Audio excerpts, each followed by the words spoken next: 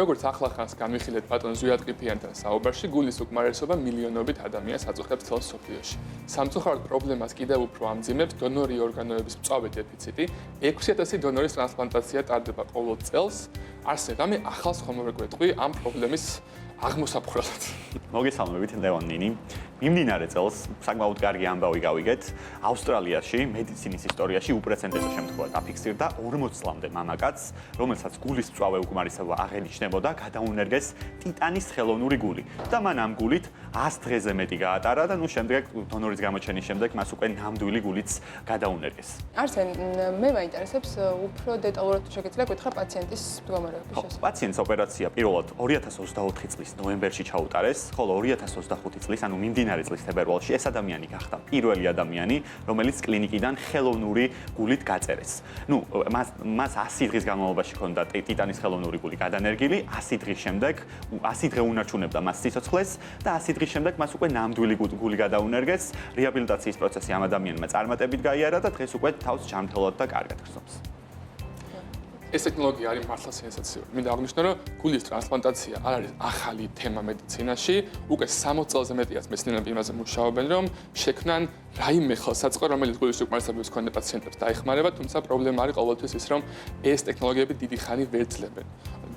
გული წუთში ფეთქავს 60-დან 100 ჯერ დაახლოებით, რომ ვთქვათ, დღეში ეს არის 100,000-ზე მეტი ფეთქვა და შეუძლებელია მოწყობილობა მოიგონონ, რომელიც დიდი ხანი ამ ტემპს შეინარჩუნებს და არ გაცვლდება. ანუ ვერ გაძლევს თავარი მიზეზი ეგ არის, რომ კი, ძალიან რთულია ამ ხრით. ხდება მუშაობის, ხო? კი, ეს ახალი ტექნოლოგია, რასაც არსენი ვიცი, რომ უფრო მეც გვეთქვით არის ინოვაციური იმ მხრივ, რომ ეს პრობლემა ნაკლებად აღინიშნება. თუმცა მნიშვნელოვანია აღვნიშნოთ, რომ ეს არის მაინც კარდიოქირურგიული ოპერაცია. ახლავს თავისი გარკვეული რისკები, როგორც ყველა სხვა ოპერაციას, როგორც არის ინფექციის რისკები ოპერაციაში, იმის დაზიანების შესაძლებლობა, თუმცა ძალიან დიდ პოტენციალს ბადებს ეს მოწყობილობა, არა მარტო იმ მხრივ, რომ პაციენტებს მისცემს მეტ დროს, რომ ტრანსპლანტამდე იცხოვრონ, არამედ პოტენციურად შეუძლია, რომ გახდეს მუდმივი გულის ჩანაცვლებითი თერაპიის ნაწილი, ასე ვთქვათ, ხო? ასე რომ გითხრა უფრო მეტი როგორ მუშაობს და რატომ არ აქვს იგივე ლიმიტაციები ამ მოწყობილობას. ლევან, შენ ზუსტად ახსენე, კომპანია ბიოაკორის მიერ შემუშავებული ეს ტექნოლოგია არის მართლაც რევოლუციური, რადგან ის არსებითად განსხვავდება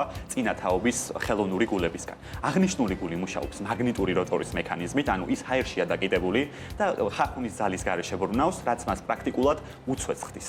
და მიუხედავად იმისა, რომ ეს გული არც ფეთქავს და არც პულსი არ აქვს, უზრუნველყოფს იმას, რომ ორგანიზმს მიაწოდოს უწყვეტი ნაკადის სახით სისხლი, ფილტვებს და მთლიანად სხეულს. როგორც ხდები ძალიან ხანგრძლივი დრო არის 100 დღე, იმდენად ხშირად გაუსჩენს ხაზი, უბრალოდ პატონოზიადმა ხო გითხრა, რომ მაინც ჯერ კვლევების ეტაპია, მაინც უნდა დავეღოდოთ საბოლოო შედეგს, მაგრამ 100 დღე როგორც ჩანს ეფექტური შედეგია მაინც ხო როგორც ხდება. კი, საკმაოდ. როგორც უკვე ვახსენებთ, წელიწადში ტარდება საშუალოდ 600 ტრანსპლანტაცია და ეს რიცხვი დონორების სამწუხაროდ მატულობს. გულის უკმარისობა არის ქრონიკული დაავადება, რომელიც საკმაოდ ბევრს აღენიშნება.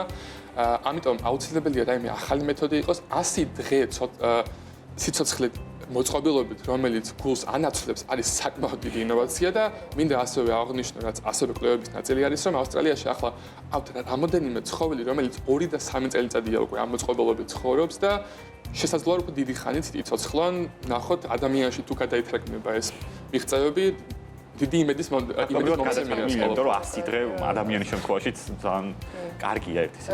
ერთი კითხვაც გამიჩნდა, რომ რამდენად ბიოთავსებადია ეს მოწყობილობა? ნინი, სრულად ბიოთავსებადია, ანუ მტკიცე მასალისგან, მტკიცე ტიტანისგან არის დამზადებული და ორგანიზმი მას არ იშორებს, ანუ ანთებით რეაქციას არ იწვევს მისი გადანერგვის შემდეგ და ანუ ჩვენ რო წარმოვიდგინოთ, ეს ტექნოლოგია მართლაც მარტივი კონსტრუქციისაა, თუმცა ამ მარტივი კონსტრუქციის მიუხედავად შესანიშნავად უზრუნველყოფს სისხლის მიწოდებას ფილტვებისა და მთლიანად სხეულისთვის.